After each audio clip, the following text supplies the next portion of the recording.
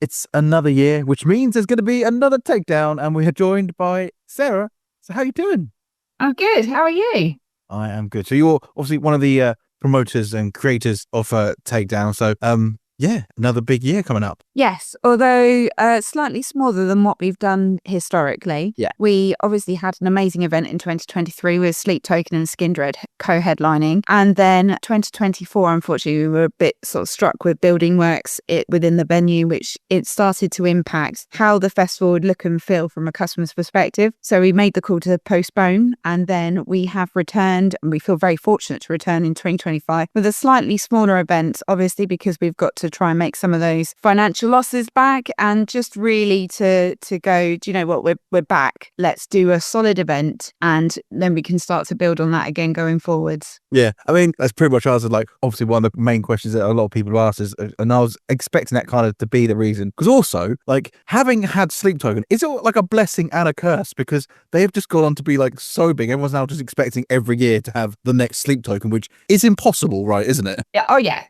I mean, that was just a stroke of genius on Kai's booking in 2023. And unfortunately, as soon as we announced this lineup, the first thing we got was, why aren't Sleep Token on it? And this is totally different from the previous lineup. And I think, unfortunately, once you get a band that are that awesome, it's really hard to come up to those standards every single time. It's like trying to book Metallica every single year. It's just not going to happen. One, we wouldn't be able to afford them anymore now. And two, you're just going to get bored of the same lineup. And actually, I think what we've created this time, although it's a smaller event than what we're used to, it's still a really strong event. And actually, it's more of a nod to the UK metal and hard rock scene. And for Kai and I, who's the other promoter and booker, it's actually more exciting for us because we're working with a lot more diverse bands across a lot more different genres this time around. Yeah, I mean, because quite a lot of the smaller bands, like the undercard, you've managed to keep from what should have been this year's one. So obviously, like Acres and Lake Madison Dream State, people like that. So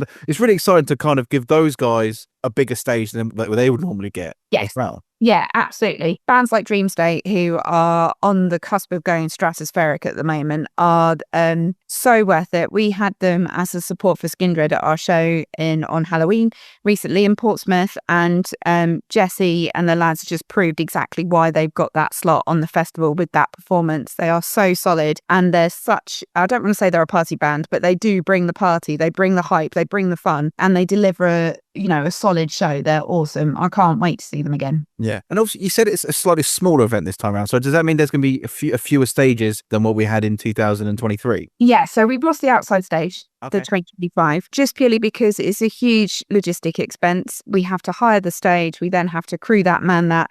Then we also have to put a huge amount of Harris fencing around the outside of the site as well to keep non-ticket holders out. And actually, if we can, remove that from the 2025 portfolio, it makes the event stronger financially for us. And it's horrible to have to look at it as a commercial exercise, because that's not why Kai and I do it. But unfortunately, because we had the postponement this year, we are having to look at it much more commercially and much more business minded this time round. But hopefully everybody's still going to have, the same awesome time that they had in 2023 and the other events that we had in the 2010s. So I still am very proud of what we've produced. Yeah, and it is a strong, like I said, the undercard's really, really strong. Like, and also you do have to look at, and like I think people forget that especially because you guys is completely independent. Like there's no like Live Nation or anyone backing you guys. So like yeah, it's you have to find the money from somewhere. So like you can't just go, oh yeah, well we'll book Sleep Token, we'll get Metallica to do the Guildhall. It's no one got that sort of money. It's bonkers, and actually something that I'm not sure the general public is particularly aware of, but in 2024, over 64 UK independent festivals have been lost, cancelled or postponed, and they've that's just gone. So the economic climate has completely changed. Customers are buying tickets for Download and for Slam Dunk and for Reading and Leeds. And the smaller festivals are getting sort of left behind. With the Live Nation festivals, they're increasing their costs and their ticket revenue year on year, and we're not in a position to try and compete with that. So what we've done for 2025 is actually take the prices right back down again. So it's less than £1 a band if you were to buy a weekend ticket, which for me is like an awesome thing to do. You could literally see as many bands as you possibly can for less than a meal out. Yeah, because there's a festival that I really like up in Gloucester. It's called Bar on the Farm. It's like a really just like sort of indie acoustic festival. But that's the last 2 years now they've postponed because they just can't afford it. And I know Teddy Rocks, they kind of changed their style, so they now have a lot more cover bands because of just the costs. Because again, it's all as well. People don't realize the cost of the bands just keep going up and up and up and up. But your costs, or you can't keep put your price up and up and up to kind of counteract that. It's just the whole mental ecosystem. Yeah, it's nuts. Something has to change. And I think a lot of people are seeing stuff in the press with like the ticket monopoly that happened with Oasis. So consumers are becoming more aware of some of the dirty tactics that are out there. And hopefully the tide will change. But in the meantime, go seek out your local independent events and go and see what you can see locally, because there's so much talent out there. Yeah, especially because just like there's a band that I absolutely love that you've got playing, Slacker. Like we were the first station anywhere in the world to play them, and it's just been amazing to see how far those guys have come in. I think about like 5 or 6 years now. They're on like show 700 or something stupid. I think it's just, and they're a great like a band to go see. Then I love Acres as well. Like all these smaller bands, and to put them all together, like you said, like a quid a band. Like that's a solid day out. Even if you don't like know half the bands, check them out online first, and there'll be at least 2 or 3 that you love for the special price. Exactly. And to finish it off with Nirvana on a Saturday night, who doesn't want a big Elvis fronted Nirvana cover band wearing jumpsuits and with huge giant inflatables? Yeah, I've always wanted to catch those guys. They played, I think, like it was at the Brook a couple of years ago, and I missed it. And then I missed them when they played. I think, was it Download or something? They were at a festival that I was at before, and I missed them. But yeah, they are just fun. That's all they are, isn't it? They're just brilliant musicians at the same time. Exactly. What better way to close it out, really? Yeah. Yeah, so it is looking strong if you look at it from that sort of way. And also, like you said, the price is a lot different. I think that's what I think when the lineup first came out, when I was looking at some of the comments, I think people were like, I'm not paying this for what I paid for that. And actually, no, you're not. You're not even close to what you're paying for when you had Sleep Token and Skin Dress. So actually, it's essentially 2 gigs now, what you'd be paying. Like 20 quid a ticket for like a normal show at like the Wedge or the Guildhall or something like that. So you're getting a lot for your money. Yeah, exactly. I mean, I think if you were to go and see Nirvana on their headline tour, which is in the new year as well, you probably couldn't get a ticket to their London show for less than the price of the weekend ticket to the festival. So why not come to the festival and see a whole load of other bands at the same time? And I've seen you're doing the VIP upgrade again. So is that going to be the same thing as the year before, where we had like the acoustic sets and things like that upstairs? No, so we stripped that out. Again, it is costly because we pay those artists additional fees on top. So it's now more around like a comfort and a nice to have. So if you want a nice seat, a guaranteed nice seat, and a bar that's probably not going to have as many queues as the main bars, then that's your golden ticket. So out of the bands that you've got so far, I know obviously you put on a lot of gigs as well, also at the 1865 and places like that. So which ones haven't you seen that you're most excited to see? I think Chris Barrett's band. So historically, they have been a very bluesy rock, and actually their latest album is much more metal. And I would highly recommend anybody to check them out. So don't be fooled by their past, because this new material is totally different direction, much heavier, much harder, and I absolutely love it. I haven't seen them yet. We did have them booked into one of our venues in Brighton, but we didn't manage to get down for the show, unfortunately, because I think it clashed with a whole load of other stuff that was going on. Those guys, Lake Malice, Kid Bookie for sure. Yeah. Kid Bookie, again, he is just doing amazing stuff. And it's that whole genre crossover again, where it's not just metal, it's not just rap, it's a mixture of the two. And then in that same vein, we've got Swarm 6, who are trap metal, but look like Marilyn Manson. So they are a band from Hitchin. They are the nicest guys you will ever possibly meet, but look seriously scary with masks and the makeup and everything else. And it's so genre flexing. It's almost like a trap metal version of Sleep Token. They are honestly the best thing ever, and I cannot wait to see them. That sounds amazing. Like, I've not heard of them before, but that description alone, it's piqued my interest quite a lot. Yeah, check them out. So it's in April again, so 4th and 5th of April. So it's at Portsmouth Guildhall, isn't it? So hopefully if this goes well again, so we will get another Takedown in 2026 as well. Yes, yep, that's the plan. So now that we've got the ball rolling, Takedown should hopefully return each year unless something unfortunate happens, touch wood. But yeah, we should be in a position after this one to keep on growing the event. So the plan is each year we would get a bit bigger, whether that be an outside stage or we start to spread out into the Guildhall Square at Portsmouth. We'd look at different options and different ways of changing the event, but not to the point where, we've got no aspirations to become a Download or a Reading and Leeds. It's just not what the region needs. And actually there's merit to be said in having a smaller event, because both Kai and I have found this whole process this time around much more fun and much more enjoyable. So yeah, we will continue to grow and we will continue to keep on booking all of the best local talent that we can find, along with some of the smaller and underplay cards that we can get our hands on. Yeah, because I think that's also what's really exciting, actually, is lost at quite, some of the bigger festivals, is the support for the smaller bands, because they may put them on, but they'll be put on such a small stage that no one goes along the season. They don't really get the time that they deserve. But that's kind of what you're really putting a spotlight on, and like shining a light on all these, especially these local bands as well, Slacker, Acres and stuff. They've all been around the South Coast for years now. So they're starting to get that momentum and build, which is great to see people giving them a chance. Because also, if they haven't got places like Takedown, would they ever make it to a Reading and Leeds, like to a Download? Because it's almost like they need these sort of places to kind of show, oh, we can pull a crowd, we can put on a big show, we can play big stage, because otherwise these big promoters always be like, we don't know who you are, we don't know anything about you. Yeah, it's exactly right. And then the MBT do a brilliant job at grassroots music venues, but there's a similar thing that needs to happen with independent festivals. If you don't have these independent festivals, bands aren't going to know how to behave, how to perform, how to handle the logistics, which are totally different from a normal gig at festivals, in order for them to be able to come up through the ranks and be at a major festival. It's that, honestly, the importance on these independent festivals is something that I didn't really understand until it happened to us this year, and we were one of the ones that had to postpone. And then to find out all of our colleagues have actually lost their festivals and they can't return is even more heartbreaking, because that's a whole ecosystem for talent around that festival, which is just not going to get those opportunities anymore. It's just dreadfully sad, and something does need to change fundamentally, whether it be a levy on the majors that feeds the underplays, who knows. But I think there's a lot of interest in it now, and especially with things like this ticket monopoly that happened with Oasis, that the general public is starting to become acutely aware that something isn't quite right at the top level. And long may it continue. The more these sort of situations happen, the more it will highlight the importance of these festivals and the grassroots music venues, for sure.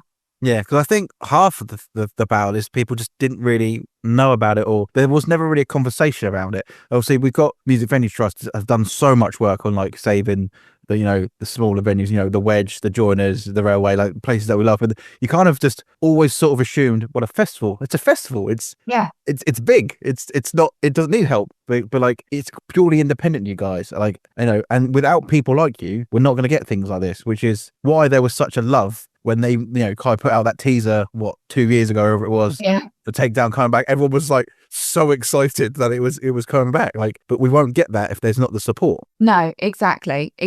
And I would say another trend that's happening at the moment is people aren't buying tickets until right at the last minute, which as a promoter is like the worst thing that could possibly happen, because you have got no idea if you're going to be having to remortgage your house or if you've got enough money to go ahead for the following year. So that, unfortunately, is a trend that I would love to see become a thing of the past. Whether or not that happens, I'm not quite sure. But yeah, buy your tickets in advance, people.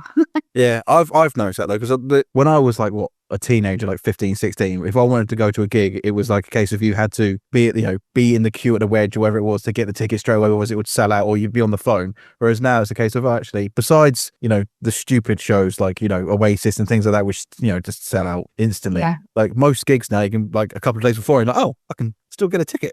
Yeah. And it's the same. Anything that's sort of small to mid is suffering with this ticket buying thing. And I think it comes back to this whole inflated ticket pricing at the top end of the market. So we bought tickets to go see Deftones, which sold out in like less than half an hour. Yeah. They were £125 each. And I would never, ever normally dream of paying that much money for a band. but it's a band that we both love, that we both grew up with, so we're 100% going to be there. But that 125 quid has probably taken out 4 or 5 tickets at the small to mid end that consumers just don't have now. It's gone straight into the pocket of Live Nation again. So it's such a awkward situation, difficult situation, I think is probably the right word to say.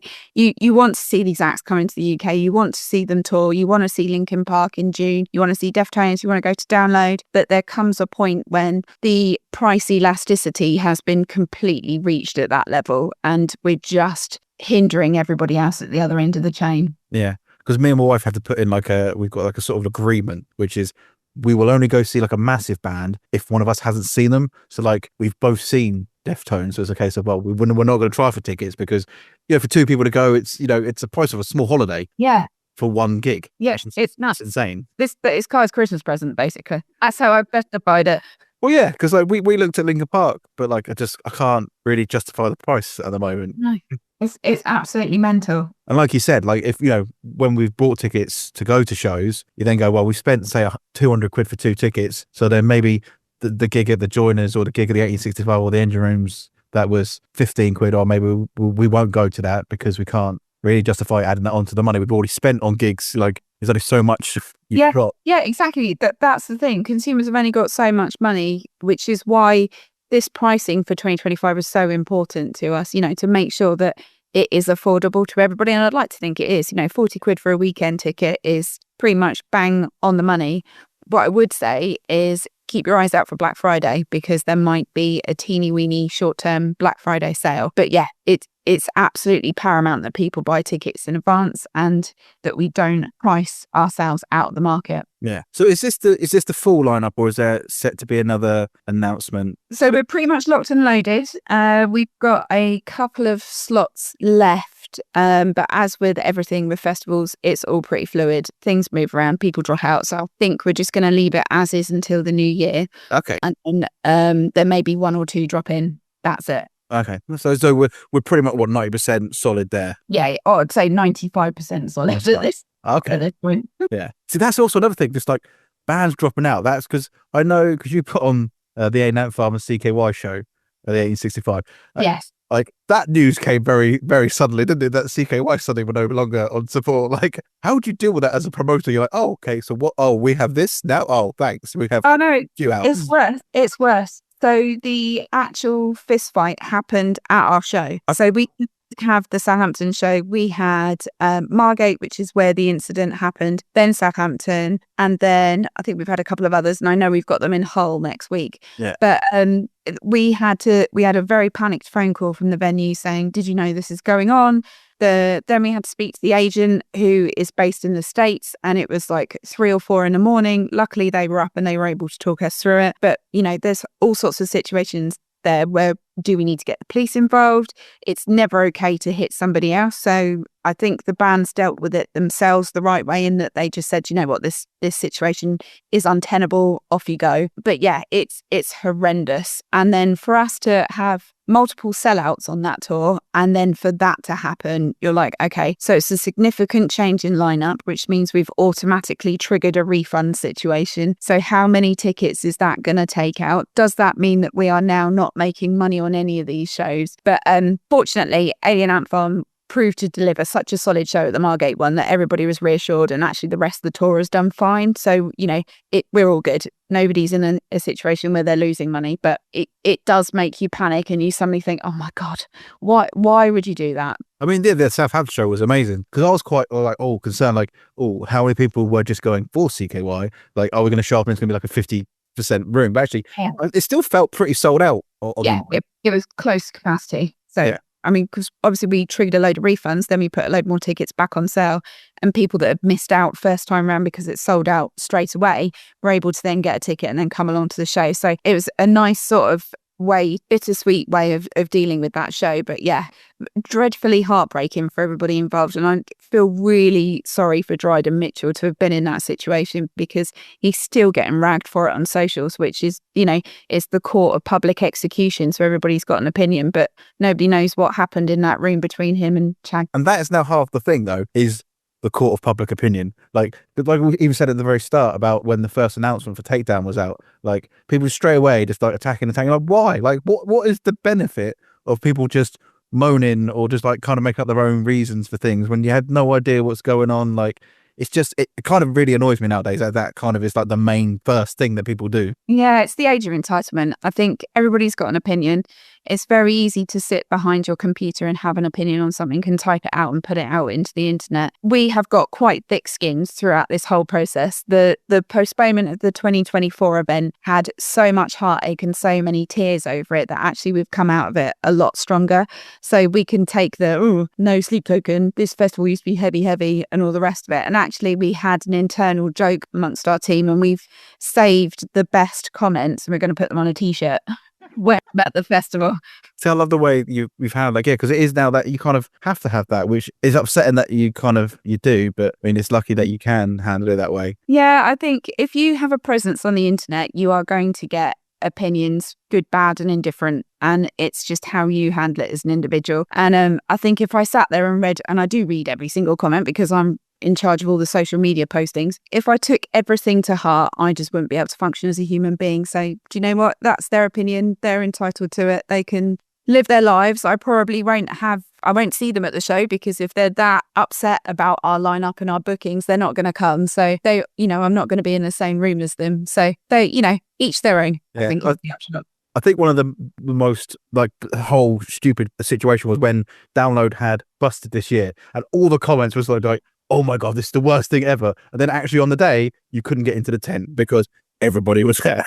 Yeah, exactly. And we've got a bit of that with Elvana. I think people don't understand what they're about. And until you see them, it is a bit of a hard sell. I would recommend that anybody go and check them out on Spotify and on YouTube. And you can see their past performances, Download. And they're just so much fun. Yeah, I think I first saw them because my mate just sent me a link and went, this is amazing. I think it was from maybe Download something, but they were in a tent and there must have been 10,000 people crammed in and all just screaming along to Nirvana with a dude dressed as Elvis. And like, that is actually kind of probably what you want to end a festival with. Like, it's just fun. Yeah, exactly. You've had a whole day drinking. You want some sing-along anthems. Here you go. Here's a guy in a jumpsuit who looks awesome. Because also, it's a clever way of kind of getting around just being a covers band. Yes. Yeah, I mean, they do the Elvis covers as well, which is great. And I think I probably prefer the Elvis covers more than I do Nirvana at this point because everybody's covered Nirvana. But yeah, I mean, I guess they probably are a little bit gimmicky to some people, but until you've experienced it up close and personal, I would say hold off any sort of preconceived ideas and get in the mosh and get involved. So yeah, so Takedown. So it's back in 2025. So the 4th and 5th of April, people get their tickets now. So does that help you guys out? So it's happening. So they can just get them from obviously the Portsmouth Guildhall website, your website as well. So takedownfestival.com. Is that pretty much they're the main two places, aren't they? Yeah, they are. I would keep an eye out for Black Friday sales if you're watching this. That's obviously on Friday the 29th, and there will be a slight reduction in ticket pricing. So if you wanted to bag yourself an even cheaper ticket or a Christmas present for somebody, that is your time to do it. Yeah. Thank you so much, Sarah, for coming on. And yeah, I'm really excited that Takedown has come back because I was concerned, obviously, like you said, so many festivals cancelled this year and that's it. They're dead in the water. Yeah. I was really concerned that was going to be the case with Takedown, but so happy when you guys then said, no, we are coming back for 2025. This is what we've got. And I love the fact that you're like, yeah, we've scaled it back, but this is it. This is the reason why. I mean, we're still, with the intention to grow and everything like that. So it's still there and it's still supporting a scene, which I absolutely love. Thanks. Thank you. We'll see you there, if not before. Yeah. Thank you so much. Yeah. Thank you. Thank you.